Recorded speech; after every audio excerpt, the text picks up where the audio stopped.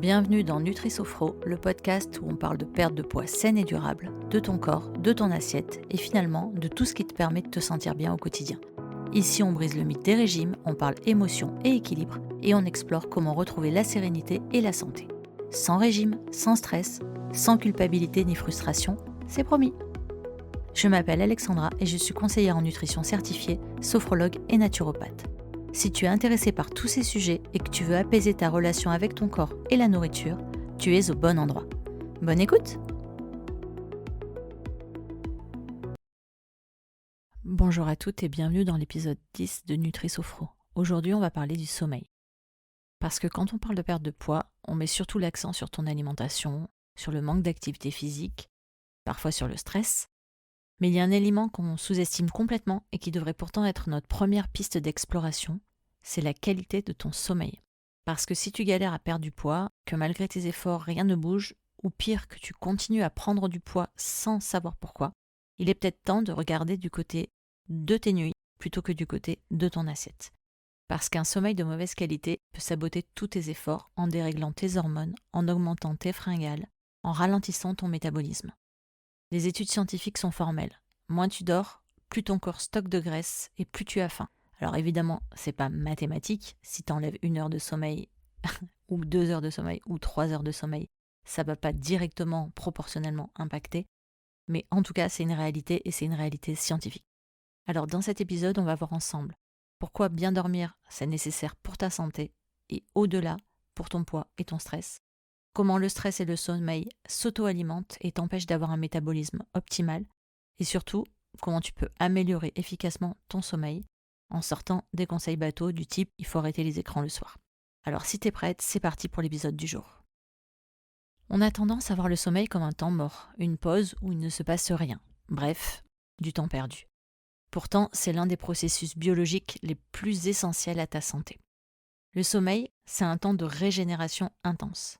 Ton corps travaille encore plus que quand il est éveillé. Tu le vois pas, mais lui continue à bosser. C'est pendant ton sommeil que le corps va réparer et régénérer, que ce soit le niveau musculaire, le niveau cellulaire. Si par exemple tu as un sportif ou un grand sportif, le sommeil, c'est ton meilleur allié pour limiter les risques de blessures. C'est vraiment hyper important. Pendant ton sommeil, tu vas aussi permettre à ton cerveau d'évacuer les toxines, d'optimiser la mémoire et donc l'apprentissage. Ça va te permettre d'avoir les idées plus claires le lendemain, de mieux réfléchir et surtout d'avoir appris ce qui s'est passé la veille. Parce que pendant la nuit, le cerveau, il classifie, il range, etc. Un bon sommeil, ça agit aussi comme un reset émotionnel. Ça te permet de couper d'une journée sur l'autre et de ne pas emmener avec toi des trucs que tu vas ressasser sans arrêt.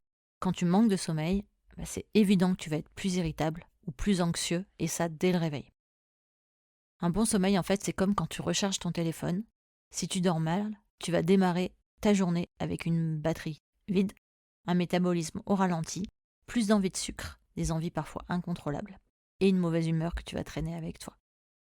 Malheureusement, beaucoup de personnes vivent avec des troubles du sommeil, parfois depuis plusieurs mois ou plusieurs années, parfois au point de croire que c'est normal et qu'il n'y a rien à faire. Alors on verra plus tard dans l'épisode que, heureusement, oui, il y a des choses à faire. Et que c'est pas une fatalité de continuer à mal dormir. Comme je te le disais, il y a un lien évident entre la qualité de ton sommeil et ta capacité à perdre du poids. Tout simplement parce qu'un manque de sommeil, ça agit sur tes hormones et sur ton appétit. Ça influence la façon dont ton corps va stocker les graisses. Quand tu dors mal ou pas assez, l'hormone de la faim, la gréline, elle va augmenter. Donc tu auras plus faim. Et en même temps, l'hormone qui gère la satiété, la leptine, elle va diminuer. Donc tu seras moins rassasié, et donc là aussi tu vas plus manger. Une autre hormone qui est déréglée par ton sommeil, quand tu as un sommeil de mauvaise qualité, c'est le cortisol. On l'a vu, le cortisol, il intervient aussi dans le stress, et il favorise le stockage des graisses, notamment la graisse au niveau du ventre, tu sais, cette graisse viscérale qui te dérange là. Et bien ça, c'est géré par le cortisol. Mais le cortisol, lui, il est effectivement induit et entraîné par les situations de stress, mais il est aussi accru en cas de mauvais sommeil. Donc moins tu dors, plus ton corps va te pousser à manger, plus ton corps va stocker, et tu entraînes un cercle vicieux comme ça qui va lui aussi s'auto-alimenter. En plus, ton cerveau, quand il est privé de sommeil, il va chercher des sources d'énergie rapides. Donc il va te réclamer du sucre et du gras. Si tu es aussi en situation de fatigue ou de fatigue chronique, ça va aussi te rendre plus impulsive dans tes choix alimentaires. Quand on est fatigué, en général, on va pas se mentir, on a plus envie de manger des chocolats que des brocolis. C'est logique.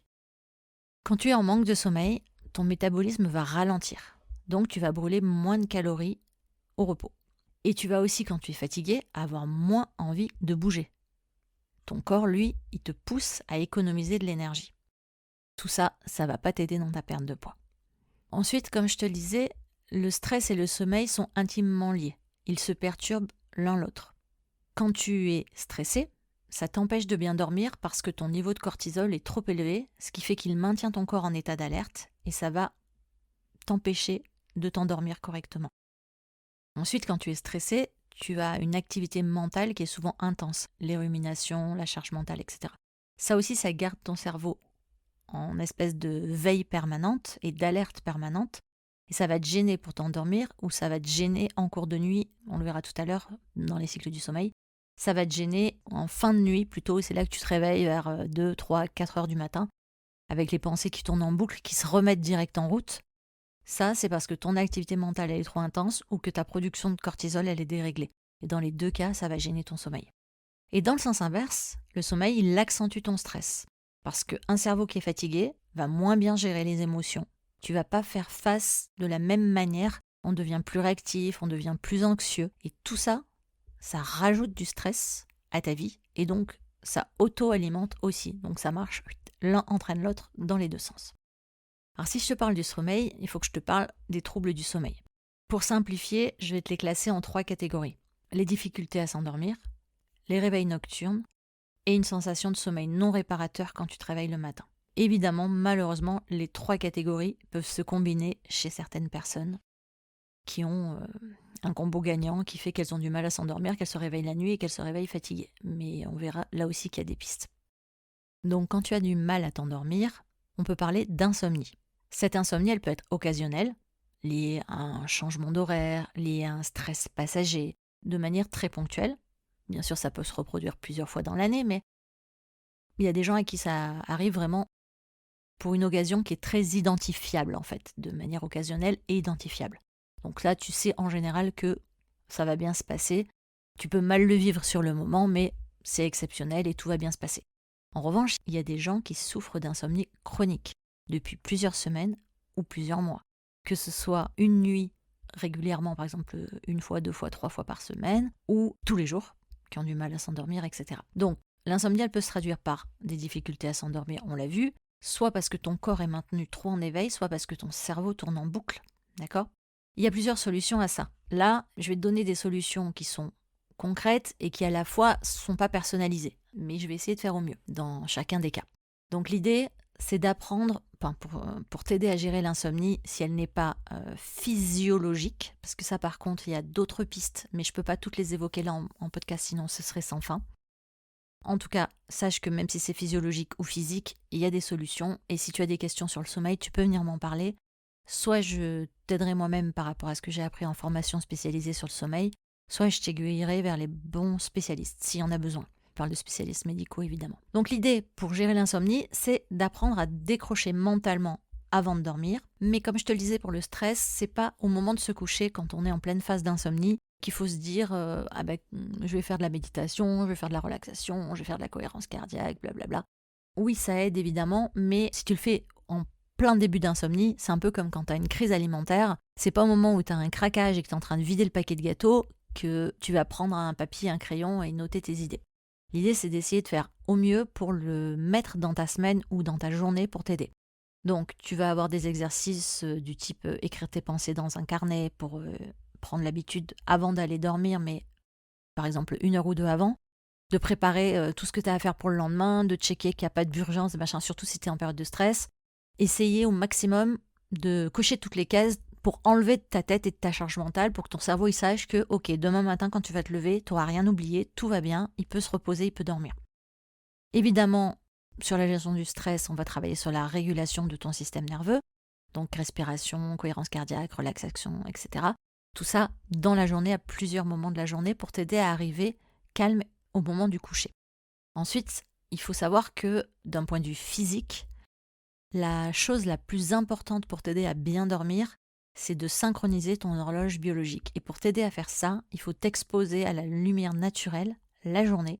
C'est pour ça que tu entends cette histoire de lumière bleue le soir qu'il faut éviter, etc. Mais le plus important, c'est de s'exposer un maximum en journée, si possible le matin après le réveil, c'est parfait, pour que ton corps se mette le matin en mode réveil, journée, etc. et que petit à petit, au fur et à mesure de la journée, il aille vers la libération des bonnes hormones pour préparer ton sommeil le soir. Un autre type de trouble du sommeil, c'est les réveils nocturnes. Si tu te réveilles en pleine nuit, entre 2h et 4h du matin, ça peut être un signe de stress chronique ou alors d'un déséquilibre métabolique. Par exemple, une baisse de la glycémie ou un foie en suractivité. En médecine chinoise, on s'intéresse aux heures auxquelles tu vas te réveiller pour voir si ça a un lien avec certains organes. Là, les pistes les plus évidentes et les plus faciles dans un premier temps, c'est de vérifier l'équilibre de ton repas du soir. Limiter les sucres rapides, privilégier les protéines, si possible les protéines végétales le soir, et les bons gras. Je t'en reparlerai un petit peu plus tard. L'idée, c'est de tester éventuellement une petite collation légère avant de dormir si tu as des réveils qui sont liés à un pic de glycémie. Bon, je suis pas trop pour, surtout si tu es dans une démarche de perte de poids, mais ça, c'est quelque chose qui peut être attesté en fonction de la répartition de tes repas dans la journée, etc. Là, je donne des pistes qui sont pour tout le monde, mais évidemment, au cas par cas, on adapte ça. Ensuite, si tu te réveilles pendant la nuit, tu vas trouver plein d'astuces sur Internet, des respirations, des trucs, des machins, etc. La meilleure astuce que je peux te donner et qui m'a été apprise en formation sur le sommeil, c'est en fait de quitter ton lit, tout simplement. Parce que ce soit un problème de réveil ou que ce soit un problème d'insomnie, si tu restes dans ton lit à tourner en rond et à t'énerver, tu vas jamais pouvoir te rendormir, ou en tout cas pas aussi vite que si tu vas quitter ton lit. Tu te lèves et tu te mets dans un coin tranquille avec des lumières douces. Tu évites si possible de prendre ton téléphone et de le coller dans les yeux à 4h du matin. J'embrasse Stéphanie au passage qui écoutera peut-être cet épisode. Quand on souffre d'insomnie ou de réveil en pleine nuit depuis des mois ou des années, il faut éviter tout ce qui va te maintenir en éveil. Il faut plutôt faire des activités calmes, par exemple du dessin, du coloriage, du tricot, du crochet pour ceux qui font ces choses-là, avec une lumière douce, dans un coin, on se met tranquille, voilà. On ne se met pas non plus à se réactiver en rangeant toute sa cuisine, en attaquant son ménage, en déplaçant ses meubles, parce que ça va réactiver votre corps, il va croire que c'est le matin et c'est fini, vous n'allez pas dormir non plus. Donc en fait, testez. Évidemment, si vous faites un accompagnement en sommeil, on vous proposera plein d'exercices, de thérapie, etc. liés à ça. Mais moi, le conseil là, comme ça, pour tout le monde que je vais vous donner, c'est que ce soit de l'insomnie ou un réveil nocturne, tu te lèves. Enfin, d'abord, tu restes un petit peu dans ton lit 5-10 minutes pour voir si, on ne sait jamais, c'était un micro-réveil et que tu vas te rendormir. Si tu te réveilles pas et que tu commences à tourner en rond, tu quittes ton lit, tu te mets dans un coin tranquille, dans une pièce à température pas trop chaude, et tu fais une activité un peu facile à faire, qui va pas te demander d'activer trop ton cerveau et qui va pas te réactiver. Et puis dès que tu commences à un peu repiquer du nez, à sentir que le sommeil revient, tu retournes au lit, tu te couches et tu finis ta nuit jusqu'au lendemain. Après, on a aussi un trouble du sommeil qui est ce que j'appelle le syndrome des jambes sans repos. C'est cette espèce de besoin de bouger, de sensations désagréables dans les jambes, les fourmillements, les tensions. Ça empêche soit de s'endormir, soit ça réveille. Dans ces cas-là, c'est plutôt la naturo en moi qui va parler. Je vais vous conseiller d'abord de vérifier votre apport en fer et en magnésium, c'est-à-dire faire une prise de sang avec votre médecin pour voir où vous en êtes en marqueur de fer et de magnésium.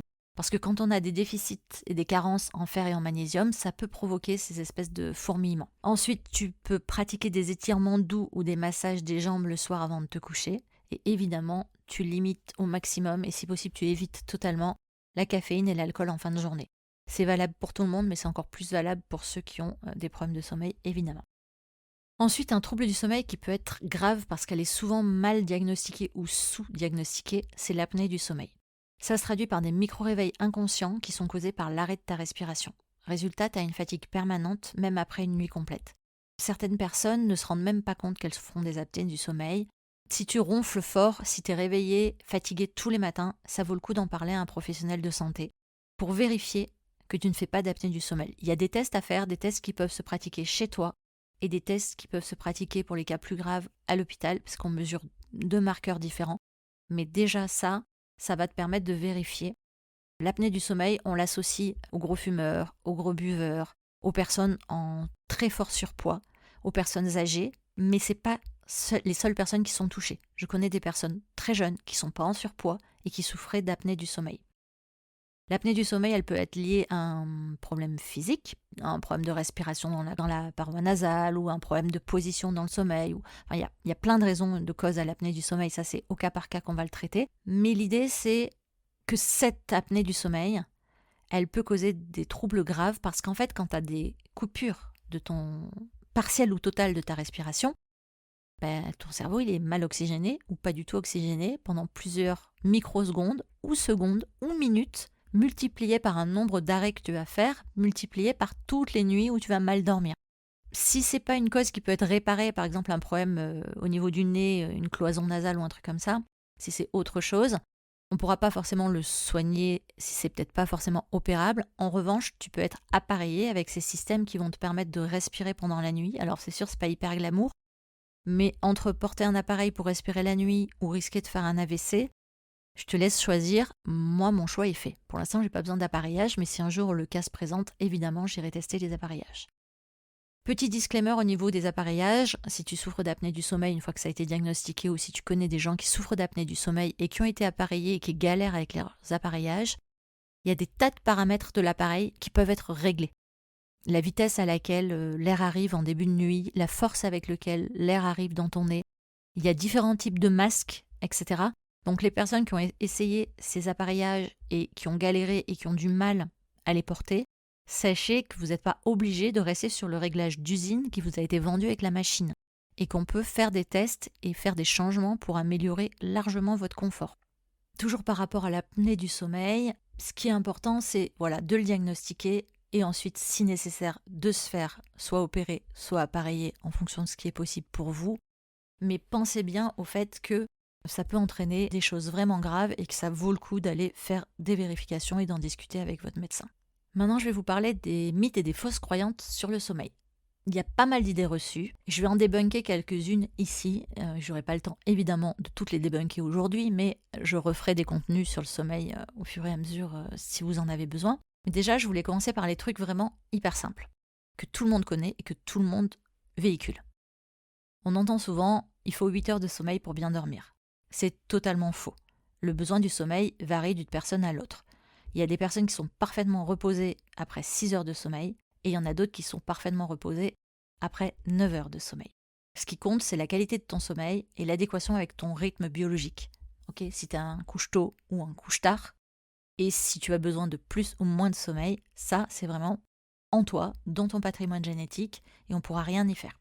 Je fais un petit aparté ici pour tous ceux qui travaillent de nuit, les infirmières, dont je connais malheureusement à quel point ça peut peser sur leur vie de famille, sur leur corps et sur leur biologie, et donc sur leur poids. L'être humain, la majorité des êtres humains, n'est absolument pas fait pour vivre et travailler la nuit. Oui, il y a quelques chronotypes, il y a un chronotype qui se couche très tard et qui peut éventuellement travailler de nuit. La plupart des gens ne peuvent pas travailler de nuit.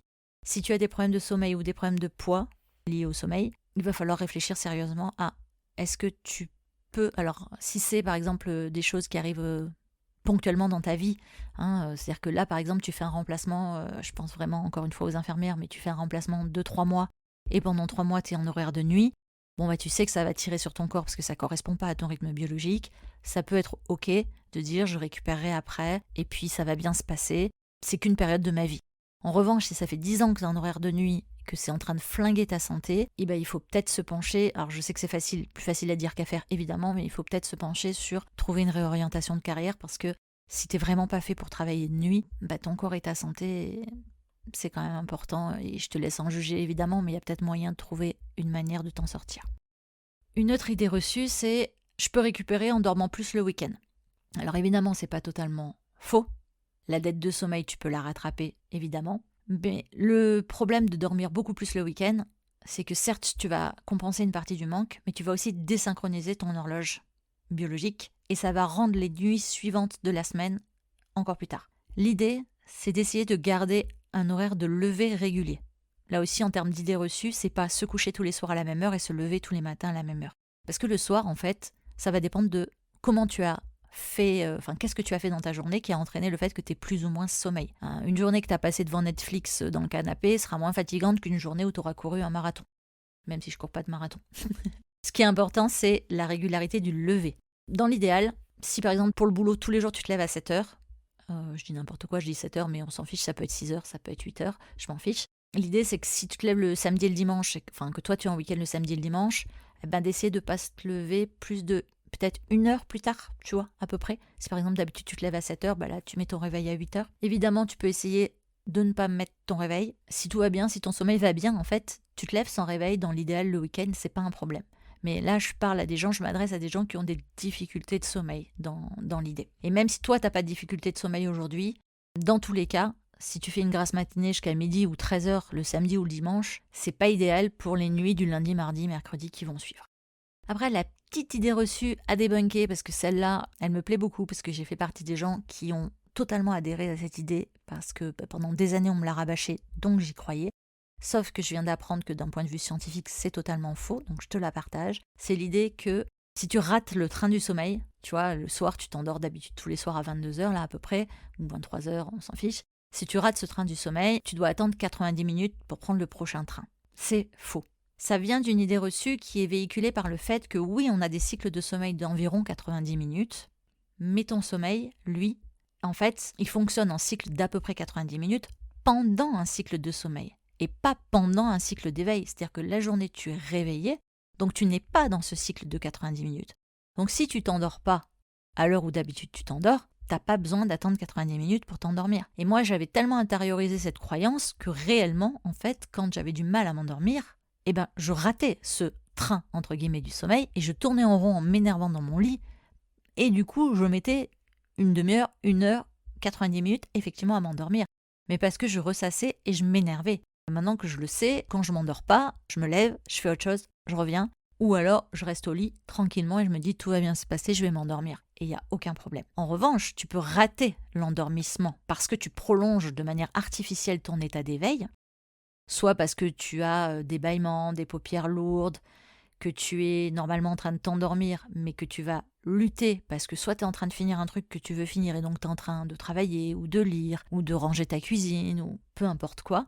Du coup, là, effectivement, tu peux rater ton train d'endormissement, mais ça ne veut pas dire du coup que tu vas reprendre le prochain wagon dans 90 minutes. Si tu ne t'endors pas à ce moment-là parce que tu forces un petit peu pour te maintenir éveillé, au moment où tu iras te coucher, en fait, tu t'endormiras. En revanche, si tu es rentré dans une phase d'hyper-éveil parce que justement, à force de lutter, j'en sais rien moi, par exemple, tu es en train de rentrer en voiture à une heure où normalement tu dors. Là, évidemment qu'il faut que tu te mettes en hyper-réveil et en hyper-vigilance parce que sinon tu vas t'endormir au volant. Déjà, conduire quand on est fatigué, disclaimer, on peut s'endormir au volant, vraiment, sans même s'en rendre compte. Il y a des accidents tous les ans à cause de ça. Donc faites super attention à vous, mais si par exemple c'est juste vous n'êtes pas vraiment fatigué mais que c'est à peu près 1 heure où d'habitude vous allez vous endormir et que là par exemple vous êtes en train de rentrer chez vous ou de ranger la cuisine ou de finir un truc pour le boulot, si vous rentrez dans une phase d'hyper-éveil, là pour le coup, c'est pas un problème de train du sommeil à rattraper, c'est que comme vous êtes en hyper-éveil, votre corps, comme je le disais tout à l'heure, il peut plus s'endormir. Donc dans ces cas-là, il faut passer par un sas de décompression où vous allez faire ces fameuses activités calmes comme de la lecture, du tricot, du crochet, du coloriage, ce que vous voulez. Quelque chose qui vous mette au calme et qui vous permette de faire la coupure. Et évidemment, je vous invite à écouter les signaux de votre corps et aller vous coucher dès les premiers signes de fatigue. Il n'y a pas de train à attendre ou quoi que ce soit, c'est si je suis fatiguée, je vais me coucher. Point. Et si malheureusement je ne peux pas aller me coucher à ce moment-là parce que pour des raisons personnelles ou professionnelles je ne peux pas y aller, quand je serai prête à aller me coucher, je me prends un petit moment de calme si je suis en hypervigilance. Une fausse croyance dont on m'a parlé il y a peu, que moi évidemment je n'avais pas du tout intériorisée parce que ça ne me concerne pas, mais en tout cas je me suis rendu compte qu'il y avait pas mal de personnes qui pensaient que l'alcool pouvait avoir un effet sédatif qui allait vous aider à mieux dormir. C'est faux. Ça peut donner l'impression qu'il va faciliter l'endormissement parce qu'on a une espèce d'effet de somnolence parfois après l'alcool, mais en réalité ça va détériorer la qualité de votre sommeil. Ça va réduire le sommeil profond qui est essentiel à la récupération. Ça risque d'augmenter les réveils nocturnes. Ça va perturber l'hydratation de votre corps et la régulation thermique, ce qui peut là aussi te réveiller. Donc dans l'idéal, pour mieux dormir, on évite l'alcool, au moins dans les 3 heures qui précèdent le coucher. Maintenant, je vais te partager quelques petites solutions pratiques en plus, là, en complément de ce que je t'ai dit pendant l'épisode. Donc, pour t'aider à réguler ton système nerveux, pratique la cohérence cardiaque. Je t'en ai parlé dans l'épisode sur le stress. Tu peux aussi activer ton nerf vague plusieurs fois dans la journée avec du chant, des fredonnements ou des massages. Ça aussi, je t'en ai parlé dans l'épisode sur le stress. Tu peux écrire tes pensées quelques heures avant de dormir pour vider ton cerveau. Tu peux aussi noter toutes les pensées qui te viennent en boucle et qui t'énervent et qui tournent sans arrêt, ou les trucs, les tâches à faire, machin, etc. Certaines personnes, ça les aide d'avoir un petit carnet à côté d'eux, à côté du lit. Dans l'idéal, on ne prend pas son téléphone, parce que sinon on se remet un coup de lumière bleue et puis on réactive parce qu'on va tomber sur une notification Insta, sur un email, sur un machin, sur un truc. Donc une feuille à côté ou un petit carnet à côté. Si on peut pas se lever pour aller le faire, ou si on pense qu'on n'a pas besoin parce qu'on est juste un peu réveillé, ça tourne en boucle, mais on sait qu'on a envie de se rendormir, mais on a juste peur d'oublier ça, à ce moment-là, vite on l'écrit sur le petit carnet, et hop, on pose le carnet, on se recouche et on se rendort. Au niveau de l'alimentation, comme je te disais tout à l'heure, tu peux manger des protéines végétales le soir pour améliorer ton sommeil. Ça marchera mieux que les protéines animales. Tu peux prendre des oméga 3 ou de magnésium pour apaiser ton système nerveux. Évidemment, là, je te parle de compléments alimentaires. Moi, j'aime bien faire des prises de sang de contrôle avant de rajouter des compléments alimentaires. Tu peux en parler avec ton médecin. Tu peux manger des aliments qui sont riches en tryptophane. Ça peut t'aider à améliorer la qualité de ton sommeil. Donc, c'est par exemple les noix, les amandes, les noisettes. Certaines céréales, féculents, les avoines, le soja, le maïs, etc. Les légumes secs, lentilles, pois chiches, haricots secs, etc. Il y a des personnes qui disent qu'il ne faut pas manger de féculents le soir parce que tu stockes pendant la nuit. Ça aussi, pour moi, c'est une idée reçue à débunker. Dans l'idéal, les féculents, t'en as à tous les repas. Ça, c'est mon avis de naturo et de conseillère en nutrition. Maintenant, tu fais ce que tu veux, évidemment. Mais du coup, si tu as l'habitude de manger des féculents le soir, ces féculents, ils peuvent améliorer la qualité de ton sommeil. En revanche, il ne faut pas manger trop tard et trop proche du coucher parce que ça peut perturber ta digestion. Tu peux utiliser les conseils classiques du genre un bain tiède, un massage, réguler ta respiration, etc. Soit un petit peu avant, soit dans les heures qui précèdent le sommeil. Tu peux faire des exercices de relâchement musculaire, de détente, de sophrologie, mais là aussi, moi, je préfère les faire à distance du coucher. Ce que tu peux utiliser comme petit gadget, je mets dans la catégorie gadget, mais si par exemple tu peux pas t'exposer correctement à la lumière du soleil le matin pour synchroniser ton horloge biologique dont je te parlais tout à l'heure, il existe des lunettes qui te balancent de la lumière bleue le matin dans les yeux, que tu peux porter pendant une demi-heure, et ça aide ton corps, surtout dans les périodes hivernales. Là ça va mieux parce qu'il recommence à faire jour le matin, mais dans les périodes hivernales pour t'aider à mieux resynchroniser l'horloge biologique de ton corps. T'as vu que dans tout ça, je t'ai pas parlé de limiter les écrans, je t'ai pas parlé d'éviter, alors oui bien sûr d'éviter le téléphone dans le lit et d'éviter la lumière bleue du téléphone dans le lit, ça ok, mais tout simplement parce que ce sera aussi très bien pour ton bien-être. En revanche, comme tu as besoin d'une période de coupure et de sas, dont je te parlais aussi par rapport au stress et tout ça, pour le sommeil c'est pareil, tu as besoin d'une coupure et d'un reset un peu, et d'une remise au calme de ton système nerveux avant d'aller te coucher. Si pour ça tu as besoin de te mettre dans le canapé devant la télé, c'est ok pour moi. Je préfère que tu regardes une série Netflix le soir avant de te coucher, dans le salon, dans le canapé, devant la télé, et pas dans le lit si possible. Mais je préfère que tu regardes ça plutôt que de te coucher énervé en ressassant tout ce qui se passe par la tête et pas réussir à t'endormir. Parce que la lumière bleue de la télé sera toujours beaucoup moins nocive que la lumière bleue du téléphone. Si tu veux vraiment des épisodes concrets sur le sommeil, les troubles du sommeil, fais-moi des petits messages en MP, je prendrai vos questions et j'y répondrai. Parce qu'en fait, là, comme ça, donner des conseils pour tout le monde, générique, c'est un petit peu compliqué, mais j'ai des solutions, j'ai des pistes, j'ai des choses pour vous aider, donc n'hésitez pas à me poser vos questions, comme d'habitude, et à ce moment-là, je ferai des épisodes dédiés pour répondre à vos questions. Voilà, j'arrive à la fin de cet épisode. Si tu dois retenir une seule chose, c'est que le sommeil, c'est vraiment un pilier de ta santé globale et pas uniquement de ta perte de poids, mais ça va grandement t'aider dans ta perte de poids. Parce que si tu essayes d'avoir une alimentation parfaite, si tu essayes de faire du sport régulièrement, si tu essayes de gérer ton stress, c'est génial, mais si tu dors mal, tous ces efforts, forcément, ils vont être presque anéantis par le fait que tu vas pas dormir. Parce que comme je te le disais tout à l'heure, un corps qui dort mal, c'est un corps qui a du mal à brûler les graisses, qui a plus d'appétit, des difficultés à contrôler son appétit et un métabolisme au ralenti. Donc avant de te demander ce que tu dois changer dans ton alimentation ou autre, pose-toi les bonnes questions. Est-ce que je dors suffisamment ? Est-ce que quand je me réveille, je suis reposée ou alors est-ce que je suis fatiguée ? Est-ce que mes nuits sont vraiment réparatrices ou entrecoupées de réveil ? Et est-ce que je me lève à des horaires réguliers ? Avec tout ça, normalement, tu devrais déjà améliorer ton sommeil. Je te donne un petit défi, un petit challenge simple, c'est d'observer ton sommeil pendant quelques jours. Quand on fait un accompagnement du sommeil, on donne ce qu'on appelle un agenda du sommeil. Je ne te le partage pas ici parce que ça n'a pas d'intérêt, mais en revanche, ce que tu peux faire pendant les 5 jours qui viennent, c'est prendre un petit calepin et noter les heures auxquelles tu te couches, les heures auxquelles tu te lèves, et observer ton niveau d'énergie au réveil, par exemple de 1 à 5. Si tu vois que tu as des problèmes de sommeil, teste un ou deux des conseils que je t'ai donnés dans cet épisode. Note si tu vois une amélioration de ton sommeil ou de ton énergie. L'idée, c'est que tu prennes conscience de l'impact du sommeil sur ton bien-être et donc sur ton éventuelle perte de poids. Et si, avec ce mini agenda du sommeil, tu vois que tu te réveilles fatigué pendant plusieurs jours, ou que tu te réveilles la nuit, etc., il y a peut-être des pistes à voir du côté d'un accompagnement du sommeil.